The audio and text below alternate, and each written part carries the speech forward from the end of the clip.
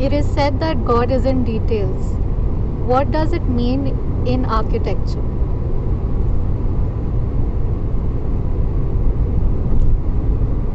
Now, if a student of architecture is listening to the statement, the first thing he thinks is he has to do a lot of detailing work. As the first misnomer of sorts that comes to his head. When one says God is in the details, it is about simply the detailing. It's not about overdoing detailing or detailing for the sake of it.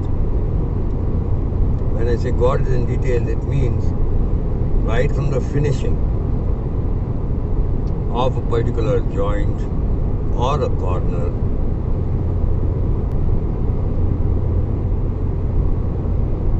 or how you even design a corner or a terminal or anything it be.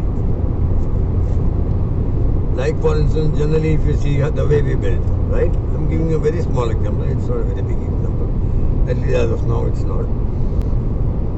We take our columns in the corners of our room. If there's a rectangular room, we take the columns around the room.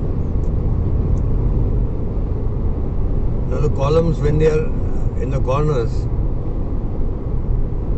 naturally it means that the window or the door will come in between all these columns, right? Right.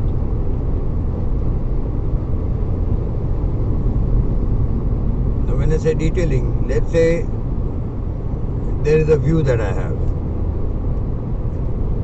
Now my window should be designed in such a manner that that view is framed. Are you getting my point? Yeah. Now, detailing does not only mean building. It also includes what am I going to see or sense or any sensory perception. It can be smell, it can be touch, it can be hearing to the sound of something. That also is included in detailing.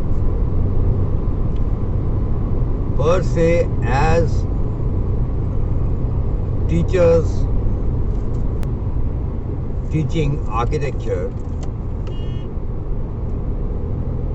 the entire psychosis of the design is limited to the building. We are not telling the student ever that this building is made to fit the surrounding that it has.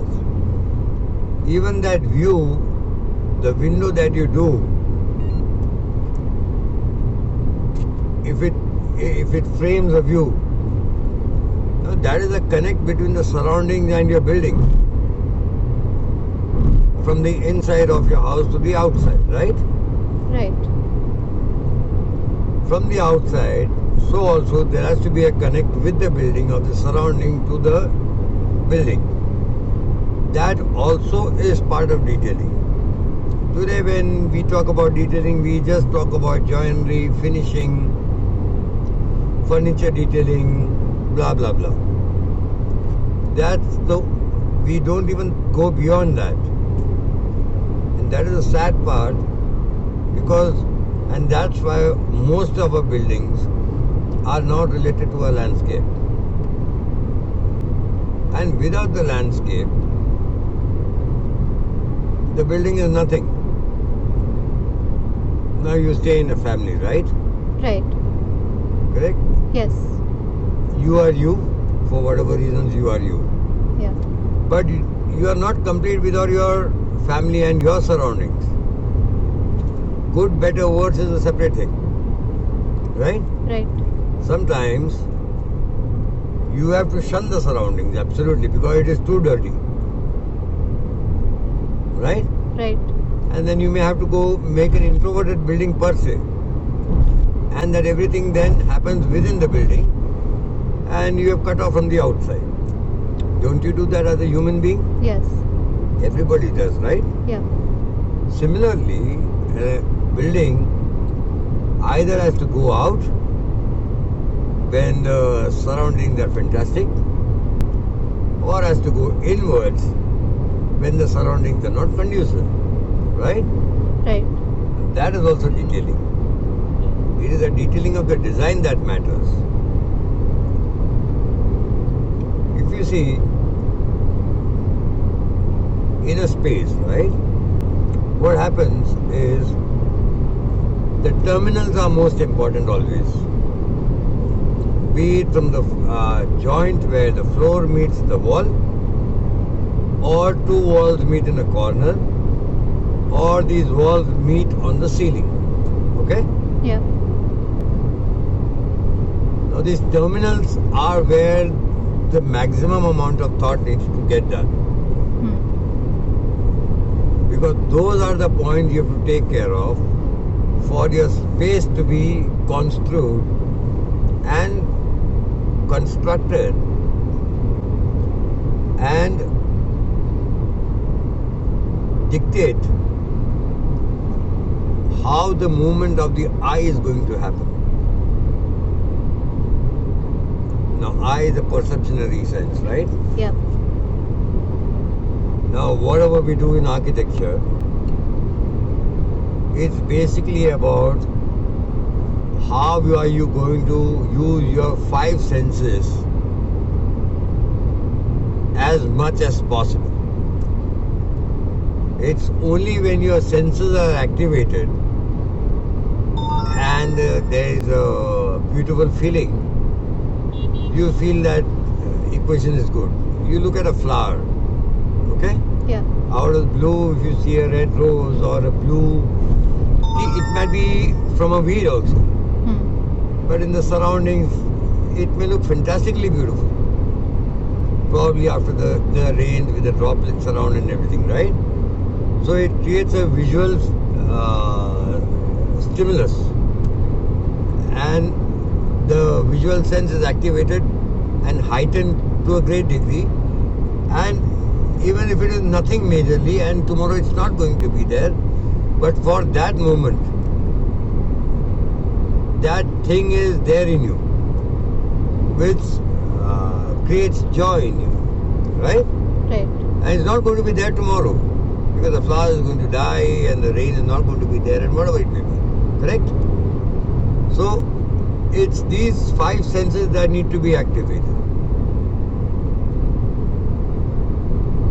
Now, we don't design buildings thinking like this. That's our problem.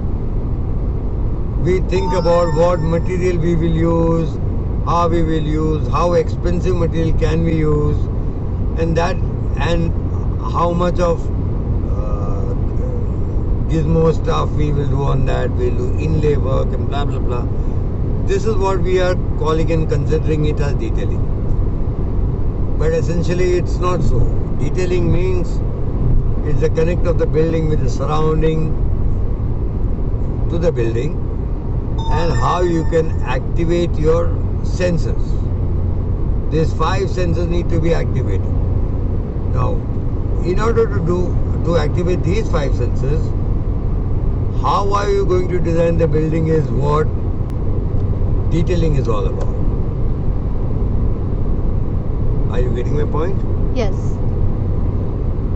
Like if you see, now we are driving through Uttar Pradesh and rains have happened many a time and everything.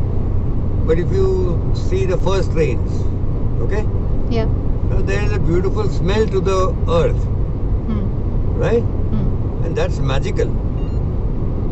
And it's not going to come the next day. Yeah. It's only there for the first rain, that's it. But then it's still so part of us that even howsoever old you become, you will have 75 such equations probably in your life, right? Right. Probably. Either a little more or a little less, whatever, right? Now that smell is only going to hit you that many times only. Yeah. Correct? Yeah. Only 75 times in your entire life. Yeah. But still that's stuck in your equation forever. Are you getting my point? Yes. So That's detailing. And that kind of a sensory equation to bring about by way of architecture is called detailing. It's all moment to moment. See, architecture is about how you make a person live on a moment to moment basis.